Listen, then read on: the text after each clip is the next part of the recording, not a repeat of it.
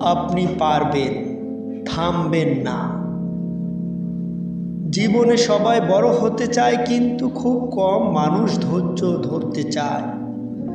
আপনি জানেন কি, বাঁশের গাছ প্রথম 5 বছর মাটির নিচে শুধু শিকড় গজায়, কোনো উচ্চতা নাই, কোনো ডালপালা নয়, শুধু ভিতরে ভিতরে প্রস্তুতি। তারপর মাত্র 6 মাসে 90 ফুট লম্বা হয়ে যায়। ঠিক তেমনি আপনার পরিশ্রম হয়তো এখন ফল দিচ্ছে না, কিন্তু আপনি ভিতরে ভিতরে শক্ত হচ্ছেন, শিখছেন, তৈরি হচ্ছেন। বাধা আসবে, মানুষ হাসবে, আপনি নিজেকে ভাববেন পারবো তো, কিন্তু মনে রাখবেন আপনি থামলেই হেরে যাবেন। আর আপনি যদি আজ এগিয়ে যান, একদিন সবাই বলবে এই মানুষটা কিছু একটা ছিল।